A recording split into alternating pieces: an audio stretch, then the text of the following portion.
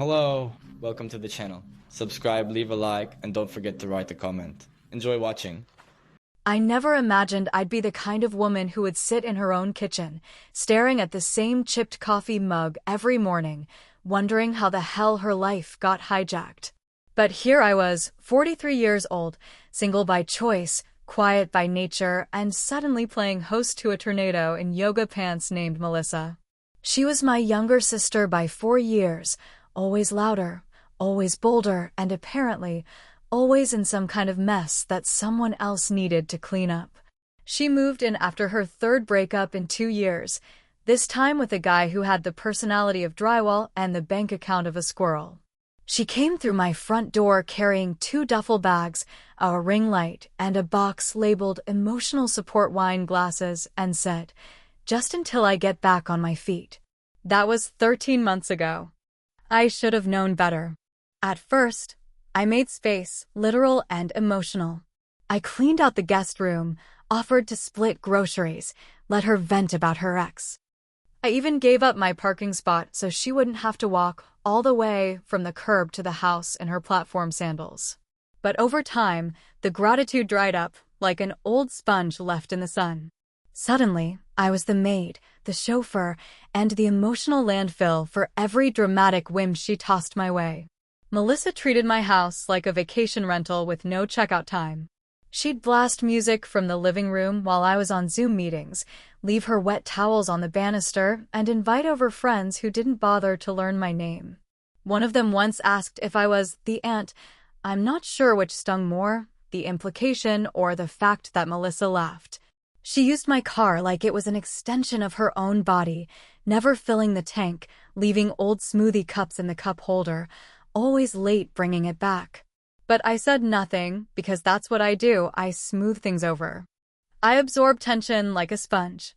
It's a habit that started when we were kids and Melissa would scream at our parents until I'd agree to anything just to keep the peace.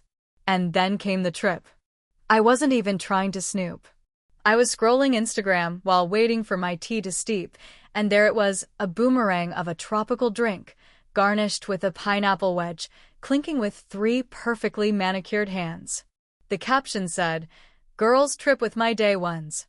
My sister had tagged herself, our mother, and what really knocked the wind out of me, my best friend from college, Kara. My best friend? Not Melissa's. Mine. I stared at the screen for what felt like 5 full minutes, my brain refusing to load what I was looking at. My mom hadn't mentioned a vacation. Kara hadn't said a word. Melissa? She'd told me she was going to crash at a friend's place for a bit to clear her head. Right. Clear her head in Maui, apparently. The more I scrolled, the worse it got. Spa selfies. Beach walks. A luau. And not once, did anyone even mention me. It was like I'd been erased from their lives for a week, like I was the dull side character who didn't need a storyline. When Melissa got back, all sun-kissed and smug, she dropped her suitcase in the foyer like a princess returning from exile and tossed me a plastic bag with a keychain inside, shaped like a hula girl. "Got you a little something," she said, like it was a favor, like I should be grateful. I held it in my hand, felt the cheap plastic dig into my palm, and asked the only question I could without screaming, "Why didn't anyone tell me about the trip?" She blinked at me like I was slow. "We didn't think you'd want to come," she said, already halfway toward the fridge. "It's not really your vibe. You don't like heat, or sand, or spontaneous fun." Then she actually had the nerve to laugh. "You wouldn't have enjoyed it anyway." That line, "you wouldn't have enjoyed it anyway," it snapped something inside me. It was like every time I'd said yes when I wanted to say no, every time I'd swallowed my pride for the sake of family, every damn coffee I'd bought her when her account was overdrawn, all of it rushed up and hit me in the gut. She wasn't just inconsiderate. She was contemptuous. She didn't see me as a person with preferences and feelings.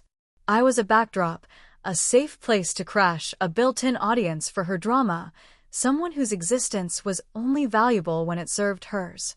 I didn't say anything right then. I just nodded. And as she dug through the fridge, complaining about how no one had gone shopping while she was gone. The audacity, I started to make a quiet list in my head. A mental inventory. Not of groceries. Not of chores. Of the things I was about to change. Because if she could erase me from a week-long trip and not even flinch, then I could erase her from one room. One room in my own damn house. I didn't know it yet, but revenge doesn't always come with fireworks. Sometimes it comes with cardboard boxes and a deadbolt. And it starts with one simple thought. You know what? I'm done. That night I couldn't sleep, not because I was angry, that came later, but because I couldn't stop replaying the words over and over in my head, like a bad song stuck on loop. You wouldn't enjoy it anyway. As if they knew me better than I knew myself. As if I were some pathetic creature allergic to fun, twitching at every change in plans, too uptight to let go and breathe. It wasn't the trip itself that stung. It was the easy way they wrote me out of it, like I was the dust on a windowsill no one bothered to clean. I laid there in the dark, under the same quilt I'd had since college, one of the only warm things in a house that hadn't felt like mine in over a year, and thought about every time I'd been called the responsible one. At birthday parties, when I was the one counting drink tickets. At Christmas, when I kept track of Mom's meds while Melissa stumbled in with half-wrapped gifts and a new boyfriend who always needed to borrow cash. Even back in high school, I was the one with the laminated planner, while Melissa floated around like a butterfly in ripped jeans and a look that said rules were for other people. And they never said responsible with respect. They said it like a joke. Like a curse word. Like it meant boring. And that word, boring, had haunted me like a ghost I couldn't shake. I started to realize how long they'd all been stacking this idea of me into a box. The anxious one, the quiet one, the no-fun sister who'd rather organize her spice rack than take a last-minute flight. Maybe they thought I was afraid of flying. Maybe they assumed I'd hate the beach. Maybe they just didn't want me there because I reminded them of something uncomfortable like real life. I remember sitting at the kitchen table that morning, staring at the phone like it might apologize. I rechecked the dates on the photos. They'd already been gone for 4 days and had 5 more to go. That's like 11 days total. Wait. No, that can't be right. 4 plus 5 is, okay, 9. But it felt like 11. 11 days of silence. 11 days of being treated like furniture. 11 days where they all smiled without me and didn't feel an ounce of guilt. I started seeing the cracks I'd missed. All the times they joked about me being too careful or needing a spreadsheet to make toast. My mom once said, after I turned down a surprise road trip, you'd only ruin the vibe anyway. Kara had laughed. Melissa had nodded. Back then, I'd brushed it off. But now I was looking back at it with fresh eyes, and it made my skin crawl. Even the way Melissa lived in my house had changed. She used to say thank you. Now she said things like, you work from home, so what else do you do all day? She'd roll her eyes when I turned off the Wi-Fi to reset it before meetings, as if my job was just a hobby to keep me occupied between episodes of her mess. There was a growing audacity in the way she moved, wearing my sweaters, using my shampoo, leaving half-eaten leftovers on the kitchen counter like I was her damn housekeeper. And I let her. For over a year, I let her. But something about seeing them on that trip, in swimsuits and sunglasses, dancing at a luau like life was just one big Instagram filter, something about that made me snap in the quietest, most deliberate way. I didn't want to scream. I didn't want to throw anything. I wanted to plan. And the plan didn't come in a burst. It crept in, slow and steady, like cold air seeping under a door. While they were out there living like they were in a damn travel ad, I was going to take my house back. Not with confrontation, but with control. Control they had convinced me I didn't deserve. Control they had slowly peeled away, piece by piece, until I didn't even feel like a homeowner anymore, just a guest who paid the mortgage. So I made a list. Not a metaphorical list, a literal one. Step 1. Go through the guest room and document what was actually mine. Spoiler alert, most of it. Step 2. Start packing up her crap. The lipsticks melted in the window, the stack of vision boards she never hung, the pile of Amazon boxes she never bothered to break down. Step 3. Change the locks. Step 4. Breathe. Every time I folded one of her tank tops or unplugged one of her chargers, I felt a piece of myself coming back. I felt like I was waking up from a coma I didn't know I'd been in. The silence, for once, wasn't heavy, it was calm. It was mine. By noon that day, I had already called a locksmith for a weekend appointment. I knew I couldn't do it while she was home. I wasn't trying to start a fight. I was trying to start over. The plan wasn't mean, it wasn't even particularly loud. But it was precise. And I'd never felt so focused in my life. Because here's the truth, people like Melissa count on you not doing anything. They rely on your politeness, your fear of conflict, your desperate need to be the good one. And I had been. For too damn long. So now?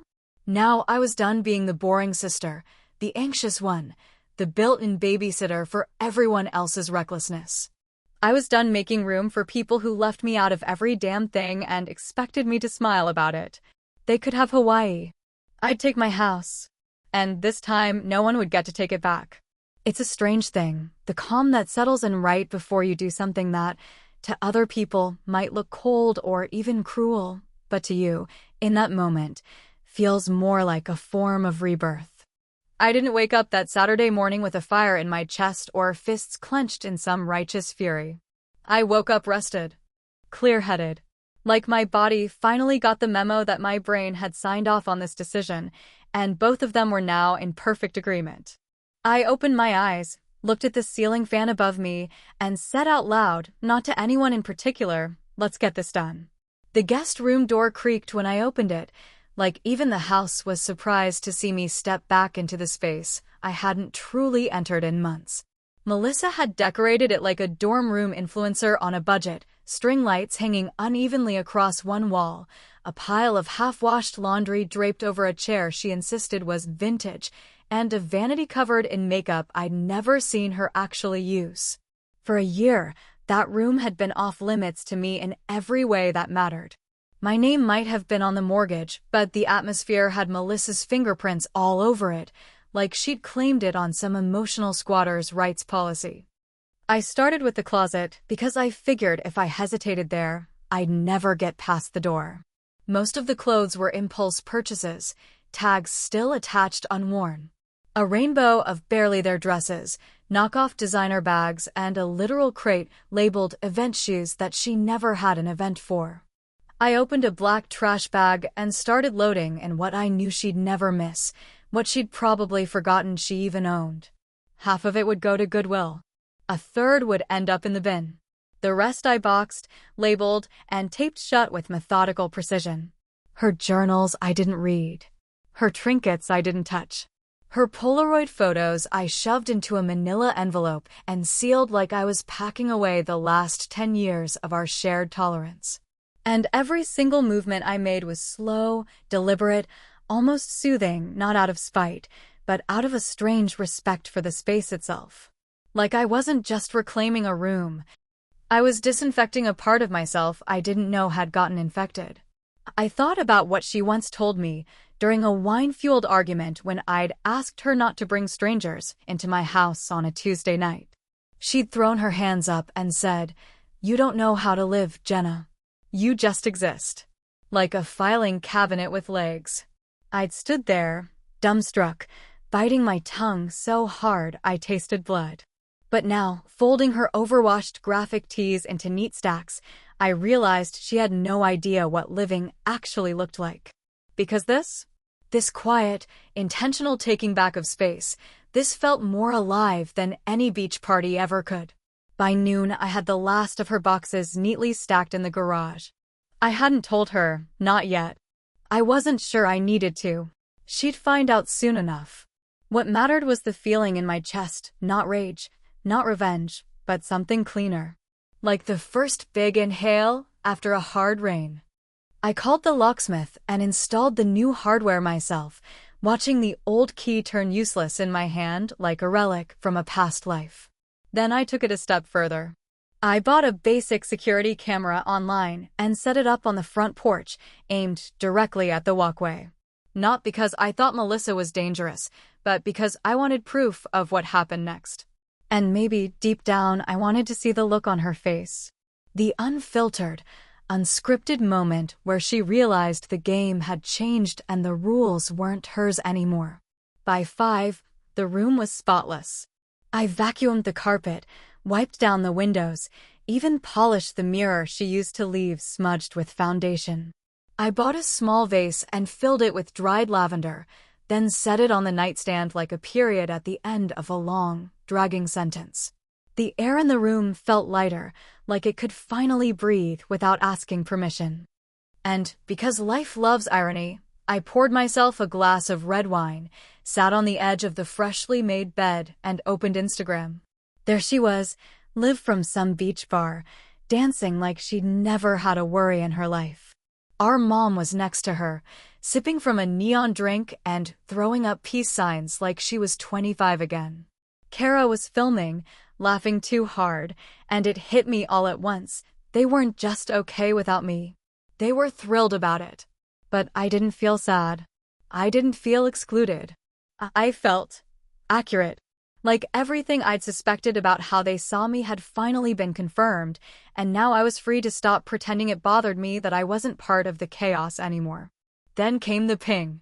A text popped up on my phone, casual, entitled, like she'd never left behind a single mess. "Hey, we land at 8 on Sunday. Can you pick me up?" I stared at the message for a full minute, the glass of wine perched in my hand like a prop. Then I smiled. Not out of spite, but out of something much better, certainty. Because Sunday was coming. And she had no idea. Sunday came like a slow-building thunderstorm, quiet at first, but humming with electricity just under the surface. I didn't need to check the time. My body knew when it was close. I'd already cleaned the kitchen, wiped down the counters, fluffed the pillows on the couch, and even refolded the towels in the bathroom like I was preparing for a guest I didn't actually plan to let inside. The house was spotless, still, silent. For the first time in a year, it actually sounded like peace. Her text from 2 days ago had stayed unanswered, sitting in my phone like a landmine I didn't want to touch. "Hey, we land at 8 on Sunday. Can you pick me up?" No please, no thank you, no question mark, just a directive, like I was still her unpaid Uber driver, like nothing had changed. Like I hadn't spent the past 48 hours boxing up her forgotten life and locking it behind a door she no longer had access to. I didn't reply. I didn't even open the message. Instead, I set a reminder on my phone for 7:55 p.m. and poured myself a drink at 7:45. Red wine again, not because I'm fancy, but because it feels ceremonial. Something about it tastes better when you've got the upper hand. I sat down on the living room sofa with my laptop in front of me, the camera feed already pulled up, waiting. I knew what was coming. I didn't know what she'd say or how she'd look, but I knew this moment would come. Melissa was many things, but subtle was never one of them. At exactly 8:07 p.m., a black SUV rolled up in front of my house. I recognized it as one of those app rides, probably Uber or Lyft, the kind you call when you assume someone will still be waiting to greet you at the curb. Melissa stepped out wearing oversized sunglasses, even though the sun was nearly down, and dragging 2 wheeled suitcases like she'd just gotten back from touring with a band. Her skin was pink, not bronze. She always burned first, tanned later, and she looked exhausted in that specific way people do when they've had too much fun and not enough sleep. She didn't even hesitate when she got to the front steps. No pause, no second thought, no cautious glance at the door. She pulled her key out of her purse like this was just another Sunday, like I hadn't changed the locks, like she still belonged here without question. She inserted the key, turned it once, twice, and then pulled it out with a little frown. She tried again. Slower, then harder. Then with both hands, jiggling the knob like maybe the house was playing a trick on her. And I watched all of it from my laptop, wine in hand, volume turned up just enough to hear the hollow thunk of failure echo through the camera mic. When the door still didn't open, she finally rang the bell once, then again, this time with her finger jammed in like she could force sound out of it through sheer willpower. I didn't move. I just sat there, heart beating steady, like I'd rehearsed this moment 100 times. Because I had. In my head, in my daydreams, in the quiet hours between the messes she made and the apologies I never got. She pulled out her phone then, and I watched as her thumbs danced across the screen, fast and angry. A few seconds later, my own phone buzzed from the coffee table, one message, then another, then a third. All from her. I didn't open them. I didn't need to. The camera showed me enough, the pacing, the muttering, the look of disbelief melting into insult. It was the first time I'd ever seen her confused. And it looked good on her. That moment unlocked a memory I hadn't touched in years, one I'd shoved into the back of my brain like an old box labeled childhood stuff. Do not open. I must have been 9, maybe 10. We were walking home from school, and I realized I'd lost my house key somewhere along the way. Our parents weren't home, and we didn't have cell phones yet. Melissa still had her key, but instead of letting me in, she said, "Maybe this will teach you to be more responsible," and locked the door behind her, leaving me to sit on the porch for 2 hours until Dad got home. I was cold. I was hungry. And I never told anyone. So yeah, maybe this wasn't revenge. Maybe this was justice. Or maybe it was just the echo of a lesson I finally got to give back. She knocked one last time, then stepped back, visibly annoyed now, looking up at the camera like she'd only just noticed it. Her sunglasses were off, her hair tied up in a knot that had definitely seen better days, and the look on her face, that mix of entitlement and disbelief, was something I wished I could bottle and save for later. She said something out loud, probably assuming I could hear it. I couldn't make out the words, but I didn't need to. Her expression told me everything. And finally, I picked up my phone and typed one short message. Nothing cruel. Nothing loud. Just 5 words she'd fed me not so long ago. Didn't think you'd enjoy this house anyway. Then I hit send and closed the laptop. The first text came in before I'd even finished brushing my teeth the next morning, a pathetic little chirp from the nightstand that I knew better than to check right away. But of course, curiosity always wins in the end, and there it was Melissa, at 8:15 in the morning, typing out her confusion in a short burst that almost made me laugh. "Hey, are you home? Why isn't my key working?"